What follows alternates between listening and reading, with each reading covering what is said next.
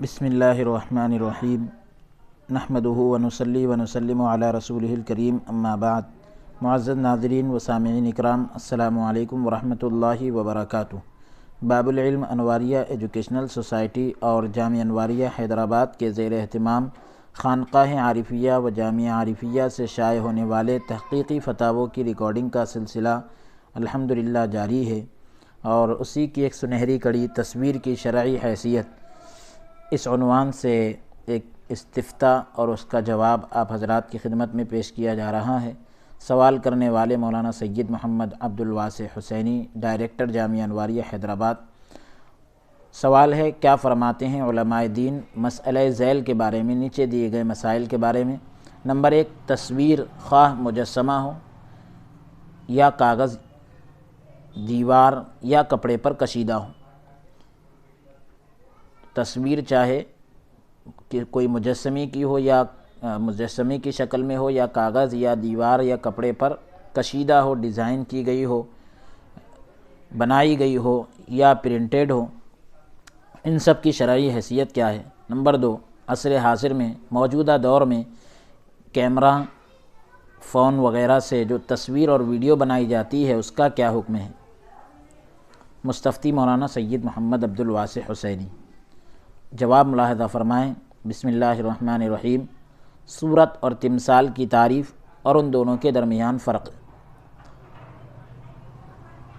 تمثال کے معنی مجسمے کے آتے ہیں، تو تماثیل اس کی جمع ہے، تمثال کی جمع تماثیل ہے، تو تماثیل کہتے ہیں ہر اس مجسمے یا تصویر کو جو کسی دوسری چیز کی صورت کے مماثل بنائی گئی ہو، جو کسی دوسری چیز کی شکل و صورت کے جیسی بنائی گئی ہو، خواہ وہ چیز چاہے وہ چیز جاندار ہو یا بے جان، جیسا کہ کشاف میں ہے، التمثال کل ما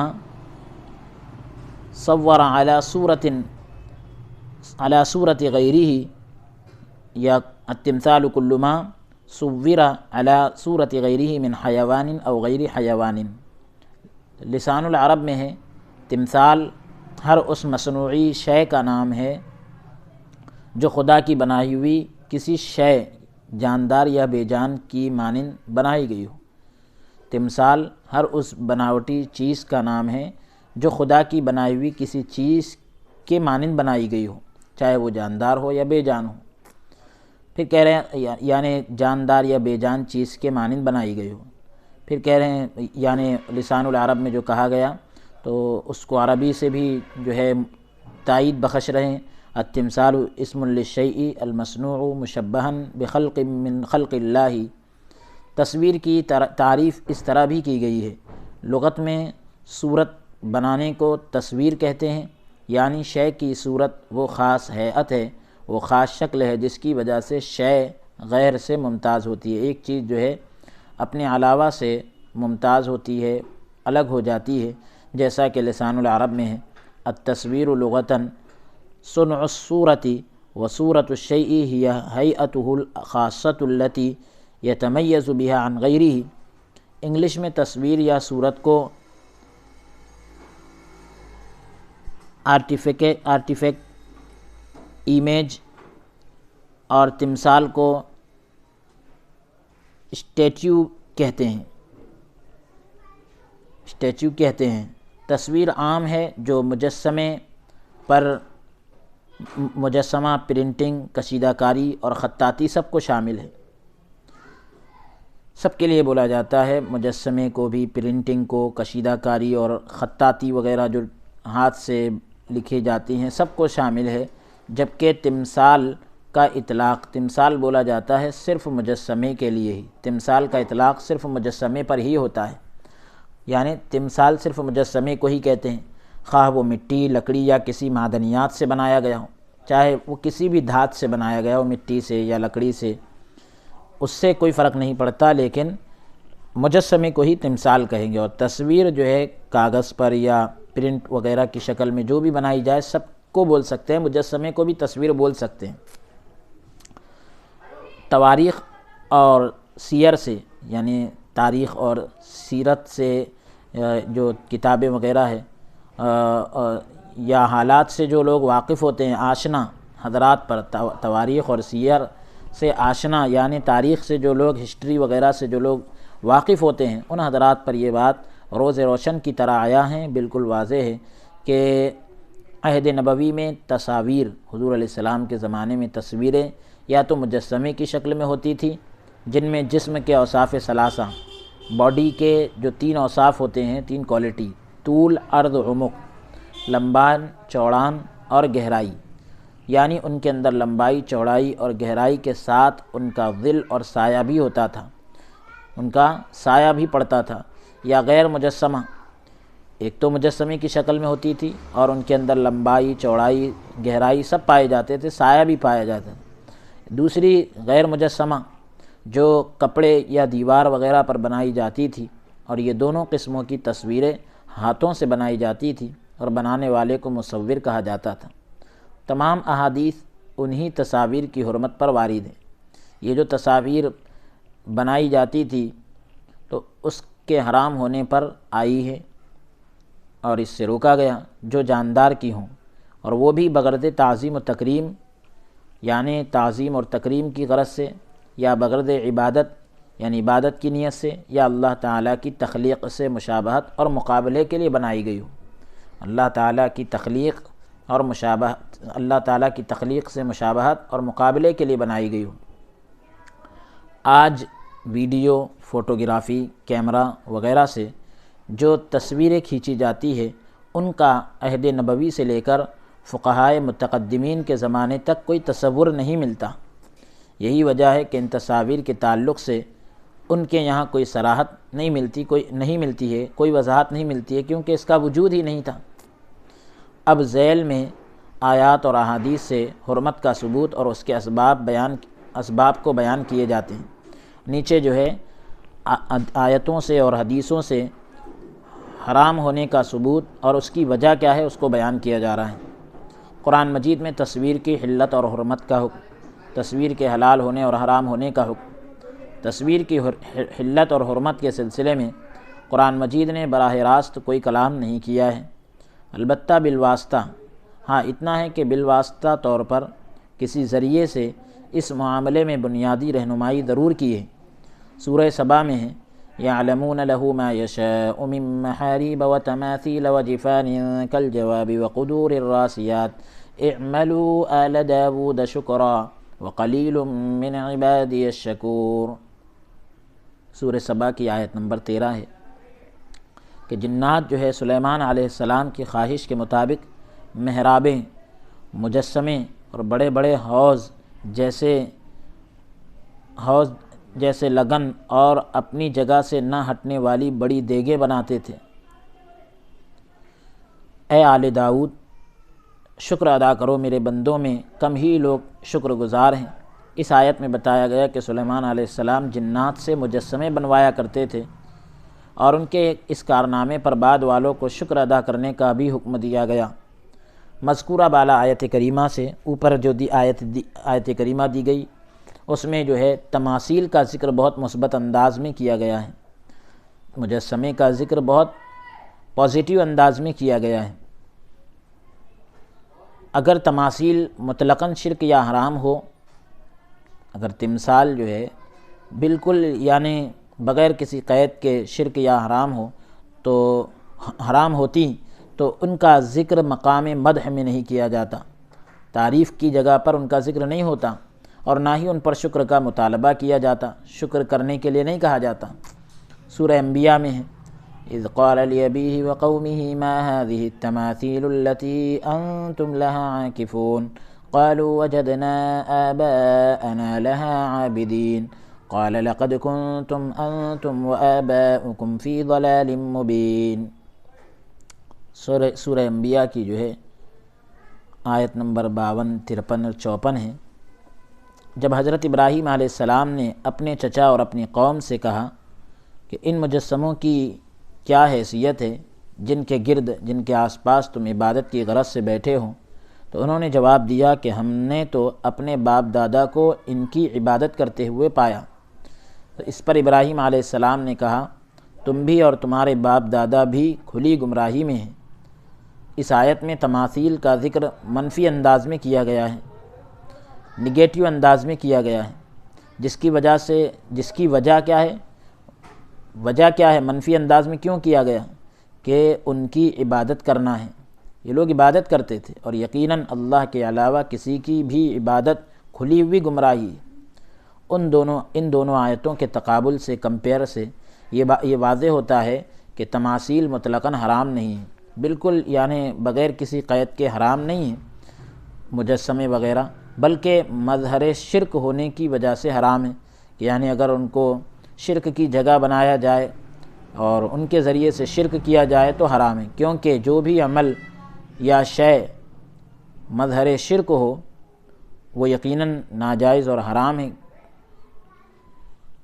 یا یہ کہ مظہر شرک کو ظاہر کرنے والی ہو، یا یہ کہ مظہر شرک کے یعنی شرک کی جگہ بن جائے تو یقیناً وہ ناجائز اور حرام ہے۔ احادیث میں تصویر کی حرمت کا حکم اور اس کے اسباب، اس کی وجوہات کو ذکر کر رہے ہیں۔ تصاویر اور تماثیل کے تعلق سے، مجسموں اور تصویروں کے تعلق سے وارد احادیث اور شارحین کے اقوال، شرح کرنے والوں کی جو باتیں ہیں، اس میں غور کرنے سے تصاویر اور تماثیل کی حرمت، مجسموں کی اور تصویروں کے حرام ہونا، تو اس کی حرمت کی مندرجہ ذیل علتیں سامنے آتی ہے، وجہیں سامنے آتی ہے۔ نیچے وجوہات دی جا رہی ہے۔ نمبر 1، تصویر میں الوہیت کا تصور حرام کیوں قرار دیا جا رہا ہے، اس کی وجہ بتلائی جا رہی ہے۔ پہلی وجہ، تصویر میں الوہیت کا تصور، یعنی تمثال اور مجسمہ یا تصویر کی حرمت کی اصل وجہ تصور الہ کا ہونا ہے، یا یہ کہ تصویر میں خدا کا تصور کرے، یعنی تصویر اور مجسمے بنانے یا رکھنے کی وجہ سے اسے معبود کا درجہ دینا، یا اس کے مماثل ماننا، خدا کے برابر جاننا، تو اسے قادر اور متصرف جاننا ہی اس کی حرمت کا سبب اصلی ہے کہ آپ اسے سب کچھ جان رہے ہیں کہ یہ فائدہ پہنچاتے ہیں، نقصان پہنچاتے ہیں، تو اس طریقے سے جانیں تو ظاہر سی بات ہے کہ مجسمے ہیں، تو اب اگر اس طریقے پر ان کو مان رہے ہیں تو ان کی حرمت کی وجہ یہی ہے، جیسا کہ الفاظ حدیث اور شارحین کے اقوال سے سمجھا جاتا ہے، حدیث کے الفاظ سے اور شارحین کی باتوں سے سمجھا جاتا ہے۔ عن عبداللہ بن عباس رضی اللہ عنہما دخل النبی صلی اللہ علیہ وسلم البیت فوجد فیہ سورۃ ابراہیم وسورۃ مریم فقال اما لهم فقد سمعوا ان الملائکۃ لا تدخل بیتا فیہ سورۃ ھذا ابراہیم مصور فما له یستسقم۔ حضرت عبداللہ، صحیح بخاری حدیث نمبر 3351، حضرت عبداللہ ابن عباس رضی اللہ عنہما سے روایت ہے کہ نبی کریم صلی اللہ علیہ وسلم بیت اللہ میں داخل ہوئے تو اس میں ابراہیم علیہ السلام اور مریم سلام اللہ علیہ السلام کی تصویریں دیکھی، تو آپ صلی اللہ علیہ وسلم نے فرمایا کہ قریش کو کیا ہو گیا، حالانکہ انہیں معلوم ہے کہ فرشتے کسی ایسے گھر میں داخل نہیں ہوتے جس میں تصویریں رکھی ہوں۔ یہ ابراہیم علیہ السلام کی تصویر ہے، اور وہ بھی پانسا پھینکتے ہوئے، یعنی قرآن اندازی کرتے ہوئے۔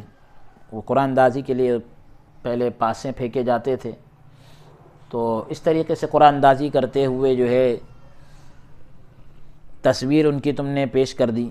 پھر اس کے بعد روایت ہے عن عبداللہ بن عباس رضی اللہ عنہما ان رسول اللہ صلی اللہ علیہ وسلم لما قدم ابا ان يدخل البیت وفیہ الآلہہ فامر بها فاخرجوا سورۃ ابراہیم واسماعیل فی ایدیہم الازلام، صحیح بخاری حدیث نمبر 1601۔ عبداللہ ابن عباس رضی اللہ عنہما سے روایت ہے کہ اللہ کے رسول صلی اللہ علیہ وسلم جب مکہ آئے تو بیت اللہ کے اندر داخل نہیں ہوئے۔ جب مکہ آئے تو بیت اللہ شریف کے اندر داخل نہیں ہوئے، کیونکہ اس میں معبودان تھے۔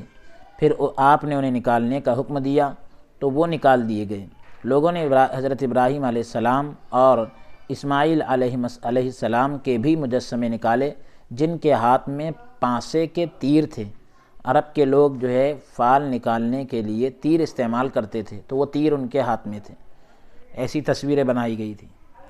ان احادیث میں جن تصاویر اور تماثیل کی شناخت بیان کی گئی ہے، اس کی جو پہچان بتلائی گئی ہے اور اس کی جو تعریف کی گئی ہے، تو ان سے مراد وہی تصاویر اور تماثیل ہیں، وہی تصویریں اور مجسمے ہیں جن کے بارے میں الوہیت کے تصورات پائے جاتے ہیں، خدائی کے تصورات پائے جاتے تھے۔ اور مشرکین عرب کے عقیدہ شرک کے مطابق، عرب کے جو مشرک ہیں ان کے شرکیہ عقیدے کے مطابق وہ تصاویر اور تماثیل، وہ تصویریں اور مجسمے یا تو معبود تھے یا معبود کے شریک تھے، جیسا کہ دوسری روایت میں حضرت ابراہیم اور حضرت اسماعیل کے مجسمے علیہم السلام کے مجسمے کو معبود کہا گیا ہے۔ وفیہ الآلیہ، گھر میں معبود ہیں، پھر اسے نکالنے کی بات کہی گئی ہے۔ تو قیامت کے دن دنیا میں انہی تصویر بنانے والوں پر عذاب ہوگا جو عبادت کے لیے بنائے جاتے تھے، اور انہیں حکم ہوگا کہ تم ان میں روح ڈالو، کیونکہ تمہارے گمان میں یہ بت متصرف تھے، یعنی سب کچھ کر سکتے تھے، تصرف کی طاقت ان کے پاس تھی۔ روایت ہے عن النضر بن انس بن مالک رضی اللہ عنہ قال كنت جالسا عند ابن عباس رضی اللہ عنہما فجعل يفتي ولا يقول قال رسول الله صلی اللہ علیہ وسلم حتى سأله رجل فقال إني رجل أصور هذه الصور فقال له ابن عباس رضی اللہ عنہما ادنه فدنا الرجل فقال ابن عباس رضی اللہ عنہما سمعت رسول اللہ صلی اللہ علیہ وسلم یقول من صور صورة في الدنيا كلف ان ينفخ فيها الروح یوم القیامة وليس بنافخ۔ صحیح مسلم حدیث نمبر 2110۔ حضرت نضر بن انس بن مالک رضی اللہ عنہ سے روایت ہے کہ میں حضرت عبداللہ ابن عباس رضی اللہ عنہما کے پاس بیٹھا ہوا تھا، اور وہ اس وقت فتویٰ دے رہے تھے اور حدیث بیان نہیں کر رہے تھے۔ ایک شخص نے عرض کیا کہ میں مصور ہوں، اور یعنی تصویریں بناتا ہوں، اور میں نے یہ تصویر بنائی ہیں۔ حضرت عبداللہ ابن عباس رضی اللہ عنہما نے کہا کہ میرے قریب آؤ۔ وہ پاس آیا تو حضرت عبداللہ ابن عباس رضی اللہ عنہما نے کہا کہ میں نے رسول اللہ صلی اللہ علیہ وسلم سے سنا، آپ صلی اللہ علیہ وسلم فرماتے تھے جو شخص دنیا میں تصویر بنائے گا اس کو قیامت میں کہا جائے گا کہ اس میں جان ڈالو، اور وہ اس میں جان نہ ڈال سکے گا۔ النافع ان ابن عمر رضی اللہ عنہما اخبرہ ان رسول اللہ صلی اللہ علیہ وسلم قال الذين يصنعون الصور يعذبون يوم القيامة يقال لهم احيوا ما خلقتم۔ صحیح مسلم حدیث نمبر 2108۔ حضرت عبداللہ ابن عمر رضی اللہ عنہما سے روایت ہے کہ رسول اللہ صلی اللہ علیہ وسلم نے فرمایا جو لوگ صورتیں بناتے ہیں، تصویریں بناتے ہیں، ان کو قیامت میں عذاب ہوگا۔ ان سے کہا جائے گا جن کو تم نے بنایا ہے ان کو زندہ کرو۔ عن عبد اللہ رضی اللہ عنہ قال قال رسول اللہ صلی اللہ علیہ وسلم ان اشد الناس عذابا یوم القیامۃ المصور۔ صحیح مسلم حدیث نمبر 2109۔ حضرت عبداللہ ابن مسعود رضی اللہ عنہ سے روایت ہے رسول اللہ صلی اللہ علیہ وسلم نے فرمایا سب سے زیادہ سخت عذاب قیامت میں تصویر بنانے والوں کو ہوگا۔ اس حدیث کی شرح میں شارح مسلم امام نووی رحمۃ اللہ علیہ فرماتے ہیں اما روایت اشد عذابا فقیل هي محمولة على من فعل صورة لتعبد وهو صانع الأصنام ونحوها، وقيل هي في من قصد المعنى الذي في الحديث من مضاهاة خلق الله تعالى واعتقد ذلك فهذا كافر له من أشد العذاب، فأما لم يقصد بها العبادة ولا المضاهاة فهو فاسق ملخصا۔ شرح نووی علی مسلم جلد نمبر 14 صفحہ نمبر 91 کہ اشد عذاباً والی حدیث کے تعلق سے جو قول کہا گیا ہے تو یہ کہیے کہ اشد عذاب والی حدیث کے تعلق سے دو باتیں کہی گئی، دو قول کہے گئے ہیں۔ نمبر 1، یہ حدیث محمول ہے اس شخص پر جو عبادت کی غرض سے تصویر بنائے، عبادت کی نیت سے تصویر بنائے۔ نمبر 2، یہ حدیث محمول ہے یعنی اس حدیث کے معنی لیے جائیں گے، مطلب لیے جائیں گے اس شخص کے لیے جو اللہ کی تخلیق سے مقابلے کا ارادہ کرے، اللہ کی پیدا کی ہوئی چیزوں سے کمپیئر کا ارادہ کرے، مقابلے کا ارادہ کرے، تقابل کرے اور اس کا اعتقاد بھی رکھے، یہی عقیدہ رکھے، تو یقیناً ایسا شخص کافر اور سخت عذاب والا ہے۔ لیکن وہ شخص جو نہ عبادت کا قصد کرے اور نہ ہی تخلیق الہی سے اللہ کی پیدا کی ہوئی چیزوں سے مقابلے کا دعویٰ کرے تو ایسا شخص فاسق ہے۔ نمبر 2، تصاویر کا سبب شرک ہونا۔ تصاویر کا سبب شرک ہونا، یہ بھی منع کرنے کی ایک وجہ یہ بھی ہے کہ شرک کے لیے تصویریں بنائی جائیں۔ ان عائشہ ام المؤمنین رضی اللہ عنہا ان ام حبیبۃ و ام سلمۃ ذکرتا کنیسا رأینها بالحبشۃ فیہا تصاویر فذکرتا للنبی صلی اللہ علیہ وسلم فقال ان اولئک اذا کان فیہم الرجل الصالح فمات بنوا علی قبرہ مسجدا وصوروا فیہ تلک الصور اولئک شرار الخلق عند اللہ یوم القیامہ۔ صحیح بخاری حدیث نمبر 3873 اور صحیح مسلم حدیث نمبر 528۔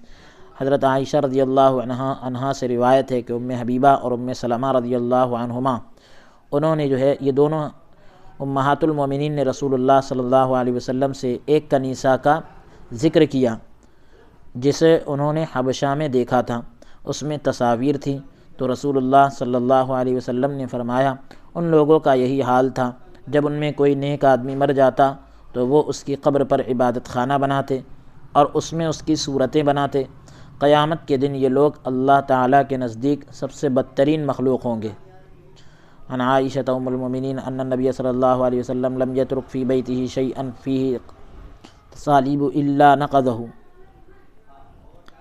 حضرت ام المؤمنین صحیح بخاری حدیث نمبر 5952۔ حضرت ام المؤمنین حضرت عائشہ رضی اللہ عنہا فرماتی ہیں کہ نبی کریم صلی اللہ علیہ وسلم اپنے گھر میں ہر اس چیز کو جس پر صلیب بنی ہوتی ضرور توڑ دیتے تھے۔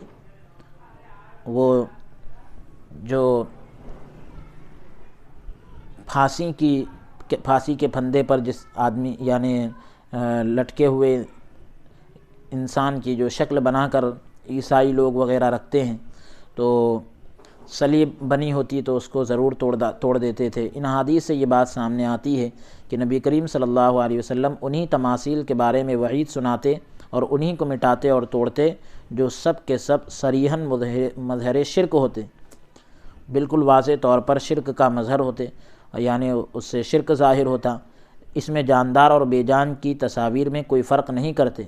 آپ نے اس صلیب کو توڑا جو عیسائیوں کے نزدیک ہمیشہ ان کے عقیدے کا مقدس نشان اور ان کے مشرکانہ عقیدے کی نمایاں علامت رہی، واضح علامت رہی ہے۔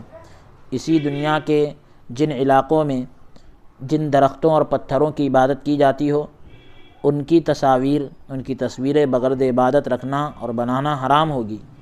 اسی وجہ سے دنیا کے جن علاقوں میں بھی جن درختوں اور پتھروں کی عبادت کی جاتی ہو، ان کی تصویریں عبادت کی غرض سے رکھنا اور بنانا حرام ہوگی۔ نمبر 3، تخلیق خداوندی سے برابری کا دعویٰ، یعنی منع کرنے کی ایک وجہ خداوندی تخلیق یعنی خدا کی پیدا کی ہوئی چیزوں سے برابری کا دعویٰ کرنا۔ مشرکین جو اپنی تصویر اور مجسمہ سازی سے اللہ کی تخلیق کی طرح تخلیق کرنے کا، اللہ کی پیدا کی ہوئی چیز پیدا کرنے کا، اللہ کی پیدا کی ہوئی چیز کی طرح پیدا کرنے کا جو تصور دیتے ہیں کہ ہم نے جو تخلیق کی، ہم نے جو چیز بنائی وہ الوہی صفات سے متصف ہے، خدائی صفات رکھتی ہیں اور ما فوق الفطرت طریقے سے انسانوں کی مدد کر سکتی ہے، تو فطرت سے آگے بڑھ کر وہ ایک خاص طریقے سے انسانوں کی مدد کر سکتی ہے اور امن اور خوشحالی لا سکتی ہے، بلکہ یہ قیامت کے دن خدا کے یہاں شفاعت کرنے کی طاقت رکھتی ہے۔ یعنی بڑے خدا کے ساتھ یہ چھوٹے خدا ہے، نعوذ باللہ، جیسا کہ مشرکین عرب کے عقائد اور نظریات سے ظاہر ہے۔ عن ابی زرعۃ بن عمرو بن جریر قال اللہ عز وجل ومن اظلم ممن ذهب يخلق خلقا كخلقي فليخلقوا ذرة وليخلقوا حبة او ليخلقوا شعيرة یا شعیرة۔ صحیح مسلم حدیث نمبر 2111۔ حضرت ابو زرعہ بن عمرو بن جریر رضی اللہ عنہ سے روایت ہے کہ اللہ تعالیٰ فرماتا ہے، حدیث قدسی ہے، کہ اس سے بڑا ظالم کون جو میری تخلیق کی طرح تخلیق کرنے نکل کھڑا ہو، یعنی جس طرح میں نے پیدا کیا اس طرح پیدا کرنے کے لیے کھڑا ہو، اس سے بڑا ظالم کون ہے؟ وہ ایک ذرہ تو تخلیق کر کے دکھائے، ایک ذرہ تو پیدا کر کے دکھائے، یا ایک دانہ یا ایک جو ہی تخلیق کر کے پیدا کر کے دکھائے۔ اس حدیث پاک سے صاف واضح ہوتا ہے کہ تصویر کی حرمت، تصویر کا حرام ہونا اسی وقت محقق ہوگا، تصویر کی حرمت اسی وقت ثابت ہوگی جبکہ تصویر بنانے والا برابری کا دعویٰ کرے اور اپنی تخلیق سے مشابہت کا قصد و ارادہ کرے۔ دعوے مشابہت کے بغیر، مشابہت کے دعوے کے بغیر محض تصویر بنانا حرام نہیں ہوگا۔ تصویر محض تصویر ہونے کی وجہ سے حرام ہوتی تو تصویر صرف تصویر ہونے کی وجہ سے حرام ہوتی تو شمس و قمر، شجر و حجر، نیز بچیوں کے گڑیے اور سربریدہ تصویر بھی حرام قرار پاتی۔ جتنے بھی یعنی چاند، سورج اور درخت اور پتھر کی اور بچیوں کے گڑیے جو رہتے ہیں کھیلنے کے، ان کی تصویریں بھی حرام ہو جاتی، کیونکہ یہ سب بھی اللہ تعالیٰ ہی کی تخلیق ہیں۔ تو لیکن وہاں جو ہے برابری کے دعوے کا ارادہ نہیں ہے۔ نمبر 4، تصاویر بغرض تعظیم اور توقیر، تصویروں کو تعظیم اور توقیر کی نیت سے بنانا۔ جاندار یعنی یہ منع کرنے کی ایک وجہ یہ بھی ہے، نمبر 4 کے طور پر اس کو ذکر کیا کہ جاندار کی وہ تصاویر جن کی تعظیم کی جائے ان تصاویر کا رکھنا بھی حرام ہے۔ جاندار کی وہ تصویریں جن کی تعظیم کی جائے ان تصویروں کا رکھنا بھی حرام ہے، اس لیے کہ اس میں عبادت صنم سے مشابہت ہوتی ہے، بت کی عبادت سے اس میں مشابہت ہوتی ہے۔ وقالوا لا تذرن آلهتكم ولا تذرن ودا ولا سواعا ولا يغوث ويعوق ونسرا وقد اضلوا كثيرا، سورہ نوح آیت نمبر 23 اور 24۔ اور ان لوگوں نے کہا کہ تم اپنے معبودوں کو ہرگز نہ چھوڑو اور نہ ود اور سواع اور یغوث، یعوق اور نصر کو چھوڑو،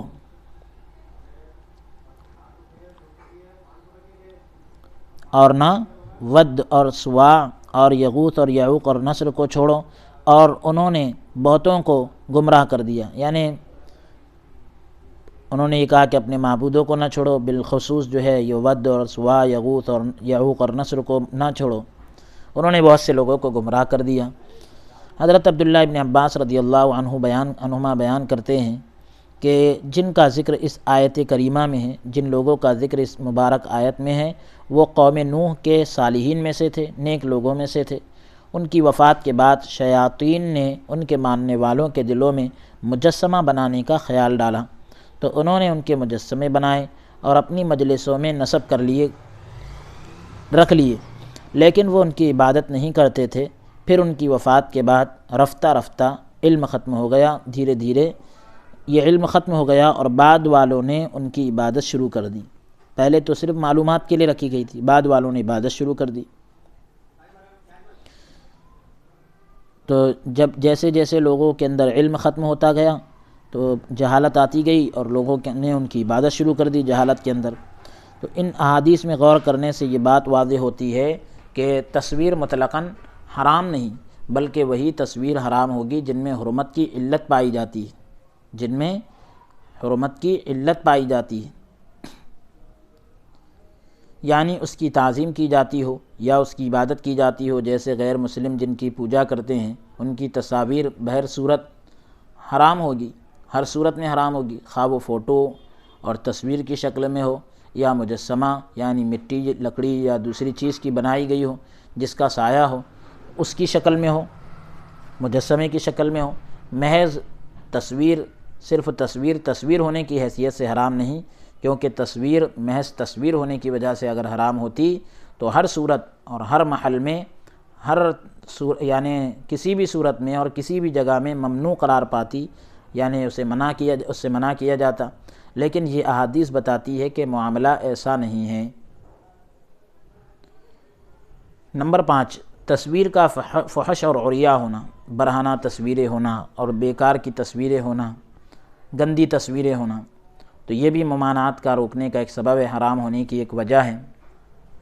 وہ تصاویر بھی جو مذکورہ اسباب حرمت سے اگرچہ خارج ہوں، اوپر جو 4 وجہیں بتائی گئی، چاروں وجہیں اس میں نہ ہوں، لیکن بے پردہ، فحش اور عریاں ہوں، گندی اور ننگی تصویریں ہوں جن سے انسانی ذہن برائی کی طرف مائل ہو، انسان کا ذہن برائی کی طرف جھکے، نفسانی خواہشات ابھرتی ہو، اور جن سے زنا اور بدکاری کا داعیہ پیدا ہوتا ہو، یعنی بدکاری کی خواہش پیدا ہوتی ہو، تو وہ سب بھی حرام ہیں، کیونکہ فقہا نے زنا اور بدکاری کے ساتھ ان تمام اسباب اور ذرائع کو بھی حرام قرار دیا گیا ہے، ان تمام وجوہات کو اور ذریعوں کو حرام قرار دیا جو ان برائیوں کی وجہ بنتے ہیں، جو ان برائیوں کی وجہ بنتے ہیں۔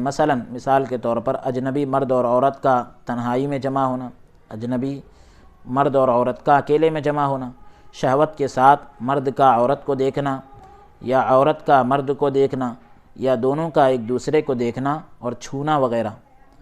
امام شمس الائمہ سرخسی رحمۃ اللہ علیہ سن 483 ہجری یہ لکھتے ہیں: فَإِنْ كَانَ يَعْلَمُ أَنَّهُ إِنْ نَظَرَ اشْتَهَى لَمْ يَحِلَّ لَهُ النَّظْرُ إِلَى شَيْءٍ مِّنْهَا لِقَوْلِهِ صلی اللہ علیہ وسلم الی آخری۔ مبسوط سرخسی جلد نمبر 10 صفحہ نمبر 153۔ عربی عبارت آپ دیکھ رہے ہیں، ترجمہ ہم پیش کر رہے ہیں۔ کسی مرد کو یہ معلوم ہو کہ اگر اس نے عورت کی طرف نظر کی تو اس کے دل میں اس کی طرف رغبت پیدا ہو جائے گی، تو ایسی صورت میں اس مرد کے لیے عورت کے کسی بھی عضو کو دیکھنا حلال نہ ہوگا۔ اگر کسی آدمی کو یہ معلوم ہو کہ اس نے عورت کی طرف دیکھا تو اس میں رغبت پیدا ہو جائے گی، تو ایسی صورت میں مرد کے لیے عورت کے کسی بھی عضو کو دیکھنا، پارٹس کو دیکھنا جائز نہ ہوگا۔ حضور صلی اللہ علیہ وسلم کا ارشاد ہے: جس شخص نے شہوت کے ساتھ کسی اجنبی عورت کے حسن کی طرف نظر کی، دیکھا، تو قیامت کے دن اس کی آنکھوں میں سیسہ ڈالا جائے گا۔ یہی حکم اس صورت میں ہے جب کہ مرد کو یہ غالب شک ہو کہ اگر اس نے عورت کی طرف نظر کی، دیکھا، تو اس کے دل میں اس کی طرف میلان ہو جائے گا، جھکاو آ جائے گا، کیونکہ جس چیز کی حقیقت پر مطلع نہ ہو سکتے ہو، اطلاع نہ پا سکتے ہو، تو اس کے اندر غالب شک بھی یقین کا درجہ رکھتی ہے، یعنی شک غالب درجے پر پہنچ جائے، اونچے درجے پر پہنچ جائے، تو یہ بھی یقین کا درجہ ہے۔ فقی علاء الدین حصکفی رحمۃ اللہ علیہ سن 1088 ہجری یہ لکھتے ہیں در مختار کے اندر جلد نمبر 6 صفحہ نمبر 370، عربی عبارت ہے: فَإِنْ خَافَ الشَّهْوَةَ أَوْ شَكَّ امْتَنَعَ نَظْرُهُ إِلَى وَجْهِهَا، کہ ترجمہ ہم آپ کی خدمت میں پیش کر رہے ہیں کہ اگر شہوت کا خوف ہو یا شہوت کا شک ہو تو اس صورت میں عورت کے چہرے کی طرف دیکھنا ممنوع ہے۔ پس نظر کا حلال ہونا شہوت نہ ہونے کے ساتھ مقید ہے، قید ہے، وگرنہ حرام ہے۔ یعنی نظر جائز کب ہے کہ شہوت نہ ہو تب جائز ہے، ورنہ دیکھنا جو ہے ممنوع ہے، حرام ہے۔ اور جائز کب ہوگا؟ جب شہوت نہ ہو۔ یہ حکم ان پہلے فقہا کے زمانے کا ہے، اور جہاں تک ہمارے اس دور کا تعلق ہے تو اس میں تو علی الخصوص خاص طور سے نوجوان عورت کی طرف نظر کرنا ہی تہستانی وغیرہ نے حرام قرار دیا ہے۔ صرف دیکھنا ہی، نوجوان عورت کی طرف دیکھنا ہی حرام قرار دیا موجودہ دور کے اندر۔ تصویر کی حرمت سے متعلق احادیث اور آثار کو نقل کیا جا رہا ہے، پیش کیا جا رہا ہے۔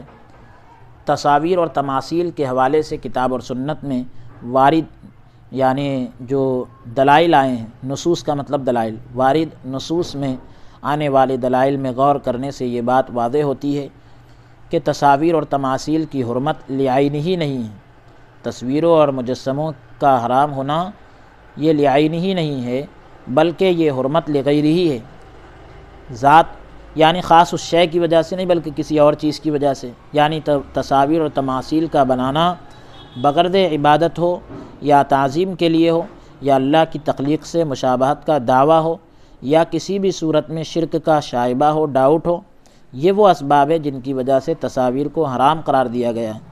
اور اگر یہ اسباب حرمت نہ ہوں تو یعنی یہ حرام ہونے کی یہ وجوہات نہ ہوں کہ تعظیم کا ارادہ نہ ہو اور عبادت کا ارادہ نہ ہو، اللہ کی تخلیق سے مشابہت کا دعویٰ نہ ہو، تو تصاویر کو حرام قرار دینے کی کوئی وجہ نہیں ہے۔ تصویروں کو حرام قرار دینے کی کوئی وجہ نہیں ہے۔ یہ حرام ہو رہی ہے کسی اور چیز کی وجہ سے، وہ چیز نہ ہو تو یہ حرام نہیں ہے۔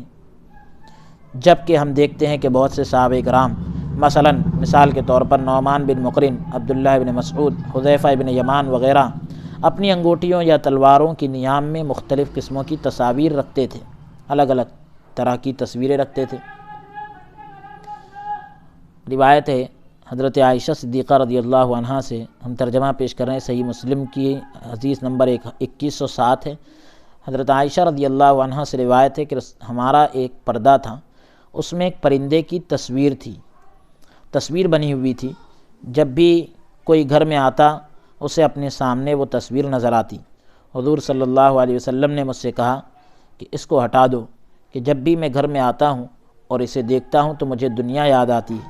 یہاں آپ صلی اللہ علیہ وسلم نے تصویر اور نقش و نگار کو دنیا کی خوشنمائی اور اس کی رونق کا مظہر سمجھتے ہوئے، یعنی اس سے دنیا کی رونق اور خوشنمائی اچھی چیز ظاہر ہوتی ہے، تو اس وجہ سے جو ہے اس سے بے رغبتی کا اظہار فرمایا۔ بے رغبتی اس سے، یعنی حضور علیہ السلام نے اس سے منہ موڑنے کا اظہار کیا، اور تصویر کی حلت اور حرمت کا کوئی حکم نہیں دیا۔ پھر اس کے بعد روایت ہے المعجم الاوسط کی، ترجمہ ہم آپ کی خدمت میں پیش کر رہے ہیں، جلد نمبر 6 صفحہ نمبر 31۔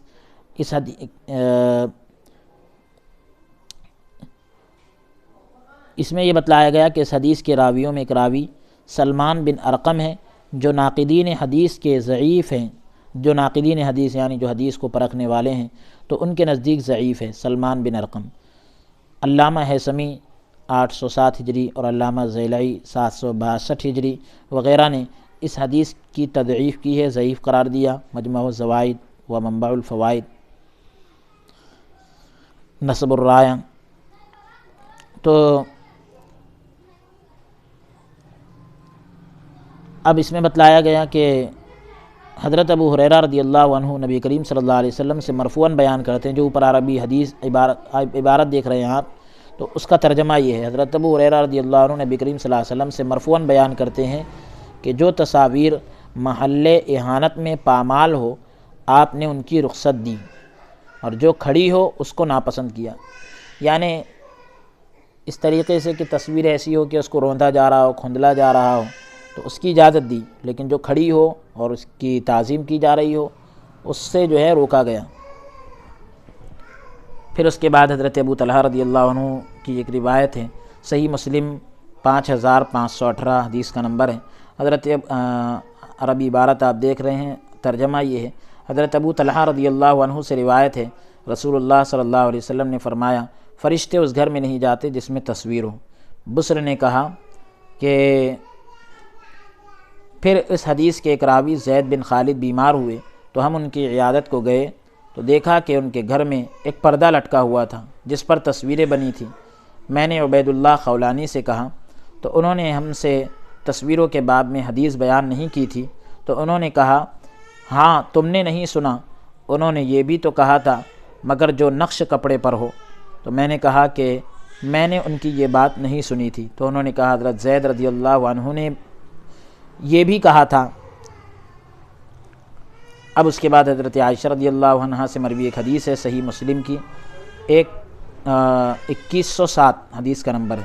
حضرت عائشہ رضی اللہ عنہا سے روایت ہے کہ انہوں نے ایک گڈا خریدا جس میں، یا ایک گدا خریدا، کوئی پردہ وغیرہ اس طریقے کی کوئی چیز خریدی کہ جس میں تصویریں تھیں۔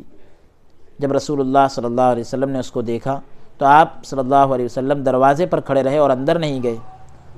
حضرت عائشہ رضی اللہ عنہ فرماتی ہیں کہ میں سمجھ گئی کہ آپ صلی اللہ علیہ وسلم کے چہرے مبارک پر ناراضگی کے آثار ہیں، ناراضگی چھلک رہی ہے، تو میں نے عرض کیا یا رسول اللہ، میں اللہ اور اس کے رسول کے سامنے توبہ کرتی ہوں، میرا کیا گناہ ہے؟ آپ صلی اللہ علیہ وسلم نے فرمایا کہ یہ گدا کیسا ہے؟ تو میں نے کہا کہ آپ کے بیٹھنے اور تکیہ لگانے کے لیے، تو میں نے اس کو خریدا ہے، آپ کے بیٹھنے اور تکیہ لگانے کے لیے، ٹیک لگانے کے لیے میں نے اس کو خریدا ہے۔ تو حضور صلی اللہ علیہ وسلم نے فرمایا جنہوں نے یہ تصویریں بنائی ان کو عذاب ہوگا اور ان سے کہا جائے گا کہ ان میں جان ڈالو۔ پھر فرمایا جس گھر میں تصویریں ہوں وہاں فرشتے نہیں آتے۔ پھر اس کے بعد صحیح مسلم میں حدیث نمبر 5520 ہے، زید نے کہا کہ میں یہ سن کر حضرت عائشہ رضی اللہ عنہ کے پاس آیا اور ان سے کہا کہ ابو طلحہ رضی اللہ عنہ ہم سے یہ حدیث بیان کرتے ہیں کہ اللہ کے رسول صلی اللہ علیہ وسلم کا فرمان ہے کہ جس گھر میں کتا یا مجسمہ ہو اس میں فرشتے داخل نہیں ہوتے۔ کہ اللہ کے رسول صلی اللہ علیہ وسلم کا فرمان ہے کہ جس گھر میں کتا یا مجسمہ ہو فرشتے اس میں داخل نہیں ہوتے۔ کیا آپ نے بھی رسول اللہ صلی اللہ علیہ وسلم سے ایسا سنا تھا؟ تو انہوں نے کہا کہ نہیں، میں نے جو دیکھا ہے تجھ سے بیان کرتی ہوں۔ ایک بار آپ صلی اللہ علیہ وسلم جہاد کو تشریف لے گئے تو میں نے ایک چادر لی اور اس کو دروازے پر لٹکا دیا۔ جب آپ صلی اللہ علیہ وسلم لوٹ کر آئے، حضور صلی اللہ علیہ وسلم جب لوٹ کر آئے تو اور چادر دیکھی تو آپ صلی اللہ علیہ وسلم کو برا معلوم ہوا۔ آپ صلی اللہ علیہ وسلم نے اس کو کھینچ کر پھاڑ ڈالا یا کاٹ ڈالا اور فرمایا اللہ تعالیٰ نے ہم کو پتھر اور مٹی کو کپڑا پہنانے کا حکم نہیں دیا۔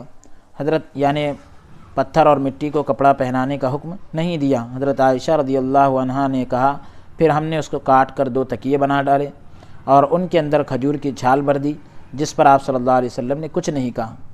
اس حدیث میں حرمت کے علاوہ منع کی دوسری وجہ اسراف کا ذکر ہے۔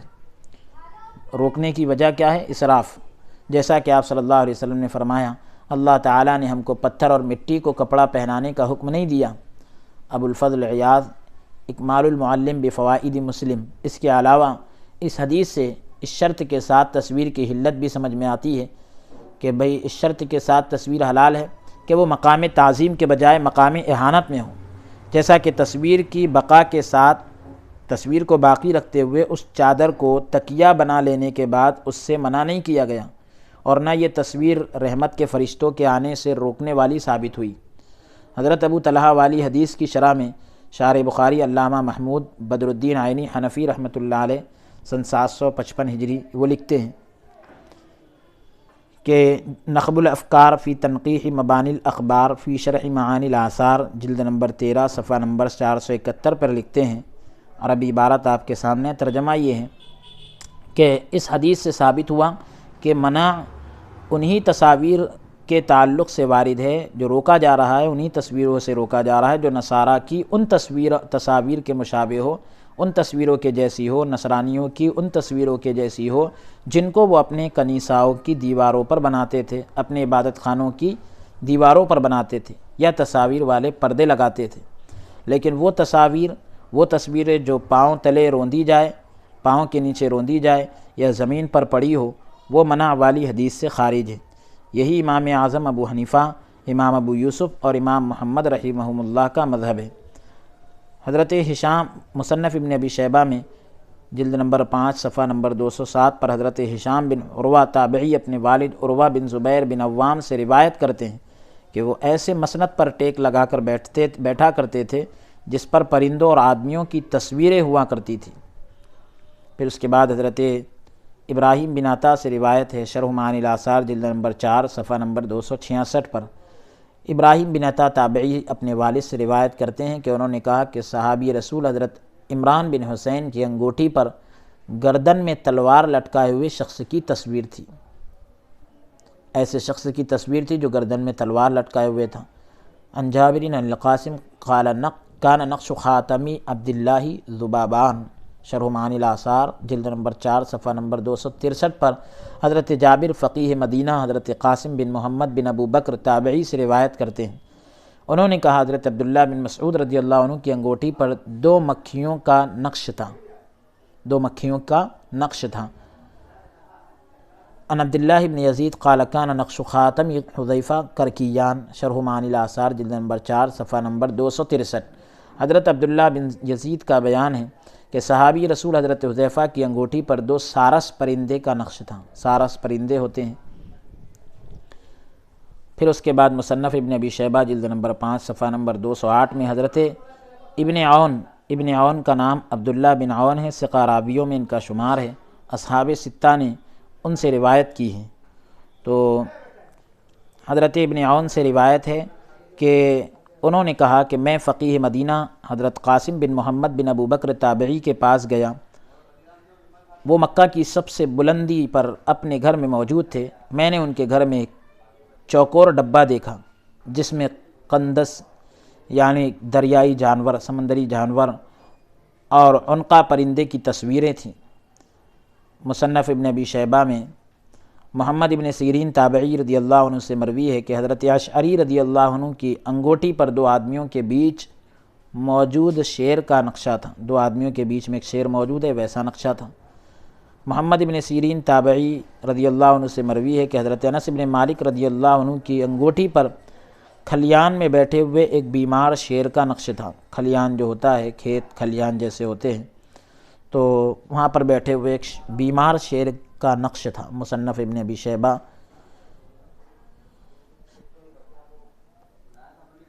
پھر اس کے بعد شرح معانی الاثار میں جلد نمبر 4 صفحہ نمبر 263 پر حضرت نعمان بن مقرن کی آزاد کردہ ام نافع بنت جعد اپنے والد سے روایت بیان کرتی ہے کہ حضرت نعمان بن مقرن کی انگوٹھی میں ایک پاؤں موڑے اور دوسرے پاؤں کو پھیلائے ہوئے اونٹنی کی تصویر تھی۔ ایسی اونٹنی کی تصویر تھی جو اپنا ایک پاؤں موڑے ہوئے تھی اور دوسرا پاؤں پھیلائے ہوئی تھی۔ ان محمد قال کان نقش خاتم عبداللہ بن زیاد تدریجتاً، مصنف ابن ابی شیبہ جلد نمبر 5 صفحہ نمبر 191۔ محمد ابن سیرین تابعی سے روایت ہے کہ حضرت عبداللہ ابن زیاد کی انگوٹھی میں ایک پرندے کی تصویر تھی۔ تدریجہ یہ ملک فارس کی مرغی کی نسل کا ایک پرندہ ہے۔ صحابہ کرام اور تابعین اعظام جن کے تعلق سے مختلف قسموں کی تصاویر اور نقوش رکھنے کی روایتیں ملتی ہے، اور ان تمام روایتوں میں انفرادی طور پر بعض روایت ضعیف ضرور ہیں، لیکن مجموعی طور سے یہ روایتیں ایک دوسرے کی تائید کرتی ہیں، جس سے یہ بات واضح ہو جاتی ہے کہ مطلقاً یعنی بالکل تصاویر حرام نہیں ہیں، بلکہ وہی تصاویر حرام ہیں جن میں حرمت کا کوئی نہ کوئی سبب موجود ہو، حرام ہونے کی کوئی نہ کوئی وجہ موجود ہو۔ تصویر کے تعلق سے فقہاء کرام کی رائے۔ بحر الرائق شرح کنز الدقائق و منحت الخالق و تکملۃ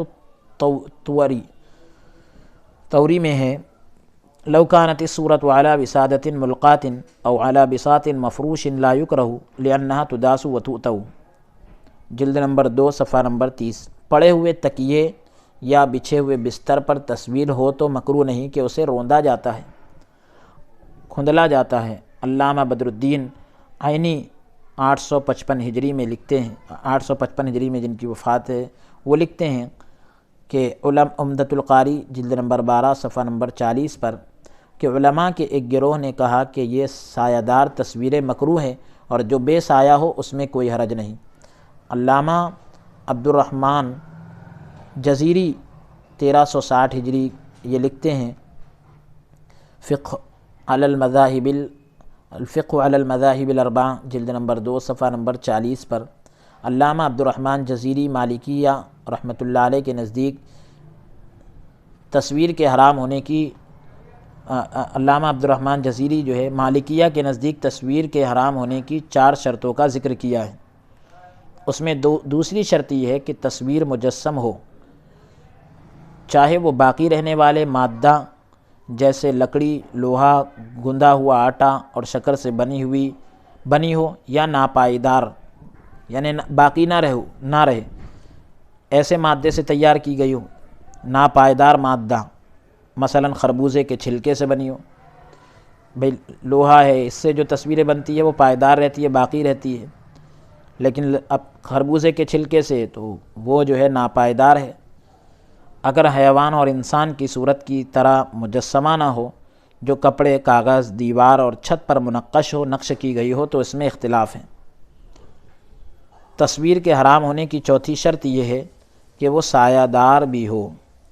اگر وہ مجسمے کی شکل میں تو ہو لیکن سایہ دار نہ ہو، مثلا دیوار میں اس طرح بنائی گئی کہ اس کا سایہ نہ بن پاتا ہو، تو وہ حرام نہیں۔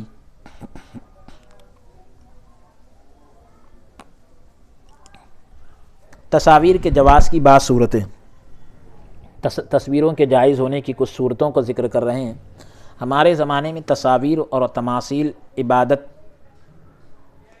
اللہ کی تخلیق سے مشابہت کا دعویٰ یعنی تصویریں اور مجسمے جو ہے عبادت کی غرض سے یا اللہ کی تخلیق سے مشابہت کا دعویٰ یا کسی بھی صورت میں شرک کا شائبہ کے علاوہ دوسرے اسباب کے لیے بھی بنائی جاتی ہے۔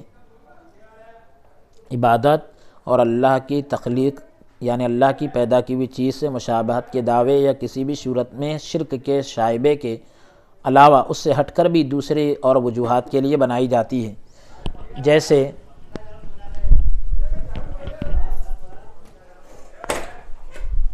تاریخ اور یادگار کے لیے، تعارف اور شناخت کے لیے، تعلیم اور تدریس کے لیے، معائنہ اور حفاظت کے لیے، تفتیش کے لیے، خبر اور اشتہار وغیرہ کے لیے۔ ان سب صورتوں میں ہر طرح کی تصویر کو بہت سارے معاصر علماء نے، موجودہ دور کے علماء نے جائز قرار دیا ہے، اگرچہ بعض علماء بھی ہے جو قدیم روش پر قائم رہتے ہوئے ہر طرح کی تصاویر کو مطلق حرام قرار دیتے ہیں، بالکل حرام قرار دیتے ہیں۔ اب ہم ذیل میں جواز کی بعض صورتوں کی، جائز ہونے کی کچھ صورتوں کی وضاحت کر رہے ہیں۔ نمبر 1، نوٹوں پر تصاویر۔ نوٹوں پر جانداروں کی چھپی تصاویر کے جواز پر کسی کو کوئی کلام نہیں ہے۔ جائز ہونے پر کسی نے کچھ اعتراض نہیں کیا کہ نوٹوں پر جاندار کی تصویر ہوتی ہے، حتیٰ کہ یہاں تک کہ اسے مسجد میں لے جانے کو بھی حرام نہیں سمجھتا۔ مطلق حرام کے قائلین جو بالکل حرام کہتے ہیں اسے ضرورتاً جائز قرار دیتے ہیں، بغیر کسی قید کے۔ جو لوگ کہتے ہیں کہ یہ حرام ہے تو وہ ضرورتاً جائز قرار دیتے ہیں، جبکہ مجوزین جائز قرار دینے والے لوگ تذکرہ اور تعارف کے طور پر اسے جائز مانتے ہیں۔ یعنی ہر ملک اپنے نوٹوں پر اپنے یہاں کی کچھ تاریخی شخصیات یا جانوروں کی تصاویر شائع کرتا ہے، جن کا مقصد ان شخصیات کا تعارف اور تذکرہ یا اپنے ملک کی تاریخ کو زندہ رکھنا ہوتا ہے۔ اس کے علاوہ حرمت کا کوئی سبب مقصود نہیں ہوتا، حرمت کی کوئی وجہ وہاں پر مقصد نہیں ہے۔ سبب مقصود یعنی ایسی وجہ نہیں ہوتی، اس لیے نوٹوں پر تصاویر جائز ہے۔ نمبر 2، میگزین اور اخبارات میں تصاویر۔ قرآن، حدیث، فقہ وغیرہ خالص دینی کتابوں کو چھوڑ کر شاید ہی کوئی رسالہ، کتاب یا اخبار ایسا شائع ہوتا ہو جن میں کسی جاندار کی تصاویر نہ چھپتی ہو۔ ان تصاویر کا مقصد عام طور پر تعلیم، تذکیر یا ثبوت ہوتا ہے۔ مثال کے طور پر یعنی تعلیم اور تذکیر یعنی تذکرہ وغیرہ کرنا۔ مثال کے طور پر اخبارات میں حوادث، جیسے حادثے ہوتے ہیں یا کسی اہم واقعے کی تصاویر اس لیے پیش کی جاتی ہے تاکہ وہ دستاویزی ثبوت ہو سکے۔ ان تصاویر کا مقصد تعظیم نہیں ہوتا ہے، یہی وجہ ہے کہ اسے کہیں بھی رکھ دیا جاتا ہے، کوڑے کچڑے میں ڈال دیا جاتا ہے، جس پر کسی کو کوئی اعتراض بھی نہیں ہوتا ہے۔ ایسی صورت میں بھلا ان مقاصد کے جواز پر کیسے کلام ہو سکتا ہے؟ نمبر 3، کھیل کود یا تعلیم اور تدریس کے لیے تماثیل اور تصاویر، مجسموں اور تصویروں کو استعمال کرنا کھیل کود کے لیے۔ بسا اوقات کبھی بچے فوجی، ڈاکٹر وغیرہ کے کھیل کود یا تعلیم اور تدریس یا تدریب یعنی ٹریننگ وغیرہ کے لیے کپڑا، فوم، پلاسٹک، لوہے، مٹی، پتھر وغیرہ سے مختلف جانداروں کی تماثیل، الگ الگ جانداروں کے مجسمے اور تصاویر بنائی جاتی ہیں، جن کا مقصد یا تو بچوں کا دل بہلانا ہوتا ہے یا ان جانداروں کی شناخت اور ان کے اعضاء کی کارکردگی سے واقف کرانا ہوتا ہے۔ ان جانداروں کی پہچان اور ان کے اعضاء کی کارکردگی سے ان کے کام سے واقف کرانا ہوتا ہے یا فوجیوں کو خاص قسم کی مشق کرانا ہوتا ہے۔ ان مواقع میں استعمال ہونے والی تصاویر اور تماثیل سے دور دور تک کہیں بھی دعوی عبادت، دعوی مشابہت کا دعویٰ، اللہ کی تخلیق سے مشابہت کا دعویٰ یا شائبہ شرک کا شائبہ کا قصد تک نہیں ہوتا ہے۔ اس لیے علماء اور مشائخ بھی اپنے بچوں کو گڈا گڑیا دلانے سے پرہیز نہیں کرتے۔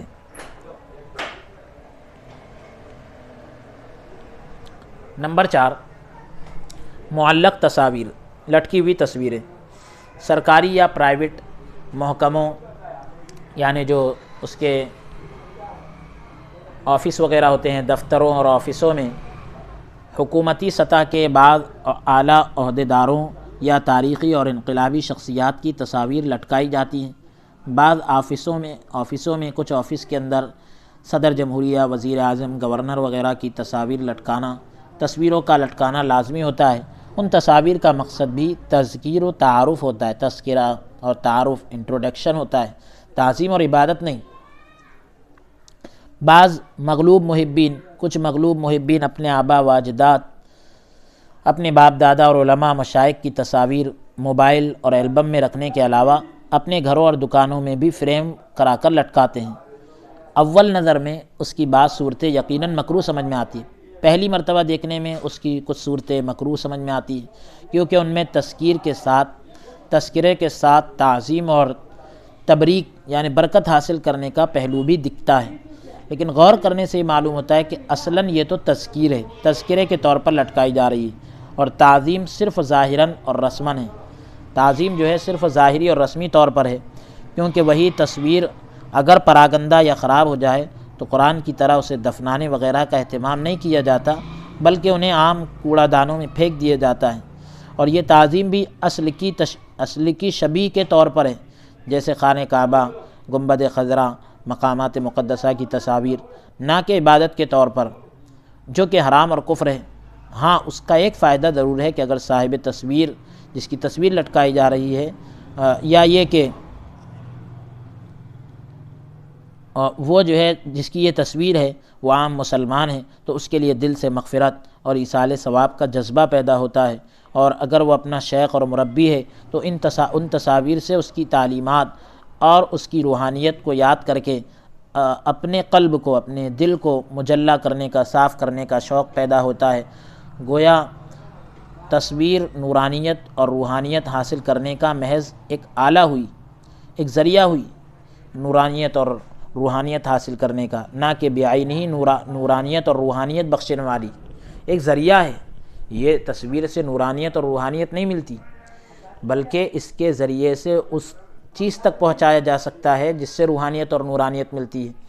لیکن اس میں غلو سے بچنا چاہیے، یعنی اس پر پھول مالا نہیں چڑھانا چاہیے، اور نہ اس کے ارد گرد آس پاس اگربتی، لوبان وغیرہ کی دھونی دینی چاہیے، کیونکہ یہی رسومات، یہی جو ہے افعال کراہیت سے، مکروہ ہونے سے حرام تک لے کر چلی جاتی ہے۔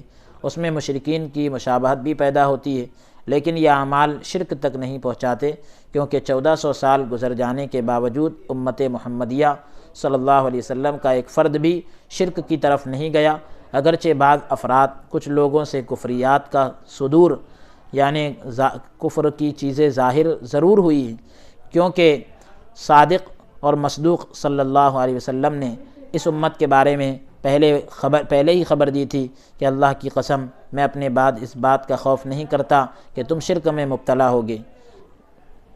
وَإِنِّي وَاللَّهِ مَا خَافُ عَلَيْكُمْ أَن تُشْرِكُوا بَعْدِي، صحیح بخاری حدیث نمبر 1344۔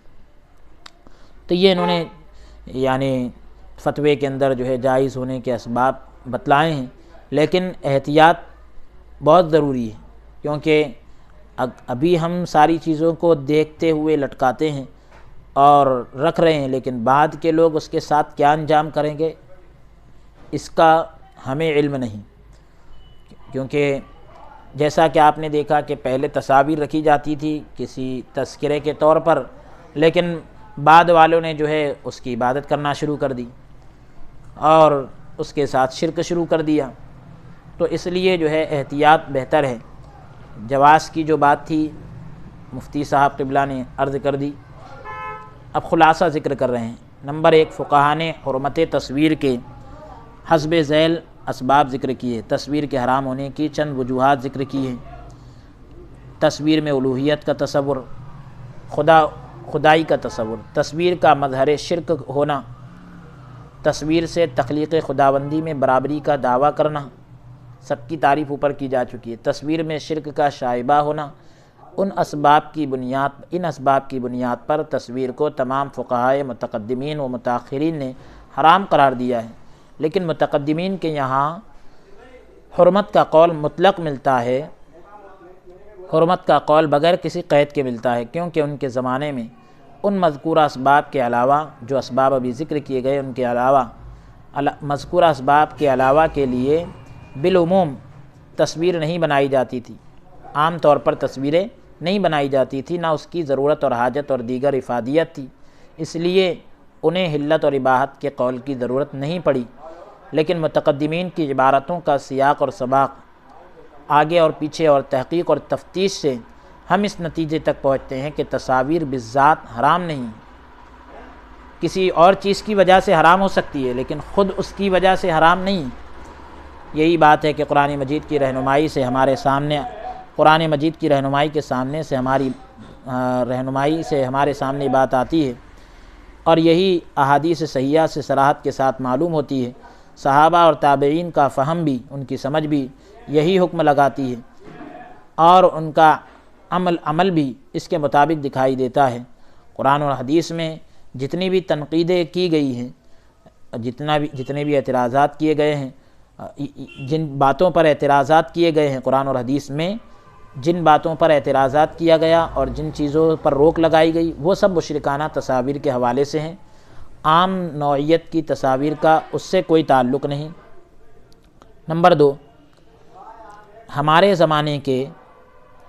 زمانے میں مذکورہ اسباب کے علاوہ کے لیے بھی تصویر بنائی جاتی ہے، جیسے تاریخ اور یادگار کے لیے، تعارف اور شناخت کے لیے، تعلیم اور تدریس کے لیے، معائنہ اور حفاظت کے لیے، تفتیش کے لیے، چھان بین کے لیے، اخبار اور اشتہار وغیرہ کے لیے۔ ان مباح یعنی جائز اسباب کے لیے ہر طرح کی تصاویر جائز ہیں۔ نمبر 4، ہمارے زمانے میں بعض علماء پرنٹ اور الیکٹرانک تصویر کو عکس اور ظل کہہ کر مطلق جائز کہتے ہیں، لیکن یہ بات مکمل طور سے صحیح نہیں ہے، کیونکہ بتوں کی تصاویر ہر صورت میں مظہر شرک ہے، ان کو کسی بھی شکل میں جائز نہیں کہا جا سکتا ہے۔ اسی طرح عریاں یعنی برہنہ اور فحش یعنی گندی تصاویر، اور جن تصاویر کے اندر دینی یا اخلاقی خرابی پائی جاتی ہو، ان کی حرمت پر کس کو کلام ہو سکتا ہے؟ یعنی سب جو ہے ان کے حرام ہونے کی بات کہتے ہیں۔ نمبر 5، اس مسئلے کا تعلق فروعات سے ہے، جس میں علماء کا باہم اختلاف ہے، آپس میں اختلاف ہے، اور یہ اختلاف رحمت اور برکت کے دروازے کھولتا ہے۔ اصل میں اختلاف نہیں ہے، فرع میں اختلاف ہے، اور یہ اختلاف رحمت ہے۔ اس مسئلے میں چند علماء کی رائے ہے کہ تصویر خواہ ڈیجیٹل ہو یا نان ڈیجیٹل، اس کا بنانا، چھاپنا ناجائز اور حرام ہے، جبکہ دوسرے علماء ڈیجیٹل تصاویر کے جواز کا قول کرتے ہیں، یعنی ڈیجیٹل تصویروں کو جائز ہونے کی بات کہتے ہیں۔ دوسری طرف علماء ازہر، جامعہ ازہر مصر کے علماء اور عالم اسلام کے بہت سارے سنی صوفی علماء و مشائخ کا موقف یہ ہے، ان کا کہنا یہ ہے کہ وہی تصاویر یا مجسمے حرام ہیں جو عبادت کے لیے ہوں یا منجر الی العبادت ہو، یعنی عبادت تک لے جانے والے ہو، اور ہماری تحقیق بھی یہی ہے جس کی تفصیل گزر چکی ہے۔ اس مسئلے میں جن لوگوں کے معتمد علیہ وہ علماء و محققین ہیں جو ڈیجیٹل تصویر کے جواز کے قائل ہیں، اس مسئلے میں یعنی جو لوگ جن علماء پر اعتماد کرتے ہیں اور وہ ڈیجیٹل تصویروں کے جائز ہونے کی بات کرتے ہیں، خود ہماری تحقیق بھی یہی ہے، ان کے لیے ڈیجیٹل تصویر کھینچنا یا کھنچوانا جائز اور درست ہے۔ اور جن لوگوں کے معتمد علیہ وہ حضرات ہیں، یعنی کچھ لوگ ان لوگوں پر اعتماد کرتے ہیں جن کے نزدیک ہر طرح کی تصاویر کھینچنا یا کھنچوانا ناجائز اور حرام ہے، تو ان کے متبعین کے لیے، ان کے پیروکار کے لیے موبائل میں تصویر کھینچنا یا کسی بھی طرح کی ویڈیو بنانا، دیکھنا، سنانا یا بلا ضرورت شرعی، بغیر شرعی ضرورت ایسی جگہ جانا جہاں CCTV کیمرے لگے ہو، ناجائز اور حرام ہیں۔ ایسے لوگوں کے لیے فیس بک، ٹویٹر اور دیگر سوشل میڈیا یا پلیٹ فارمز کے استعمال سے گریز کرنا بھی، بچنا بھی نہایت ضروری ہے، اس لیے کہ یہ سارے پلیٹ فارم ویڈیوز اور فوٹوز سے خالی نہیں ہوتے۔ بلکہ انہیں ملٹی میڈیا، موبائل، انٹرنیٹ کے ساتھ کمپیوٹر وغیرہ کے استعمال سے بھی گریز کرنا چاہیے، بچنا چاہیے۔ اگر ایسے لوگ بالقصد یعنی ارادے کے ساتھ ڈیجیٹل تصاویر یا ویڈیو وغیرہ سوشل سائٹس پر اپلوڈ کرتے ہیں تو وہ فاسق معلن ہیں، کھلے گنہگار ہیں۔ لیکن بحمد اللہ اس فسق سے وہ لوگ محفوظ ہیں، اس گناہ سے وہ لوگ بچے ہوئے جن کے معتمد علماء کے نزدیک ڈیجیٹل تصاویر کے ساتھ حکم حرمت متعلق نہیں ہے۔ یعنی ایسے لوگ اس قسم کے گناہ سے بچ گئے کہ جو لوگ ایسے علماء پر اعتماد کرتے ہیں کہ جن کے نزدیک ڈیجیٹل تصاویر کے ساتھ حرمت کا یعنی حرام ہونے کا حکم متعلق نہیں ہے، جڑا ہوا نہیں ہے۔ واللہ اعلم بالصواب۔ حقیقت حال سے اللہ رب العالمین خوب واقف ہے۔ فتوے کو جاری کیا محمد رحمت علی مصباحی چشتی قادری جامعہ عارفیہ نے الہ آباد سے 22 ستمبر 2021 کو۔ اللہ رب العالمین ہم سب کو جو ہے قول سے زیادہ عمل کرنے کی توفیق عطا فرمائے اور ہر مسئلے میں صراط مستقیم پر عمل کرنے کی توفیق عطا فرمائے، صحیح راہ دکھائے۔ وصلی اللہ تعالی وسلم علی خیر خلقہ سیدنا محمد وعلی آلہ واصحابہ اجمعین والحمد للہ رب العالمین۔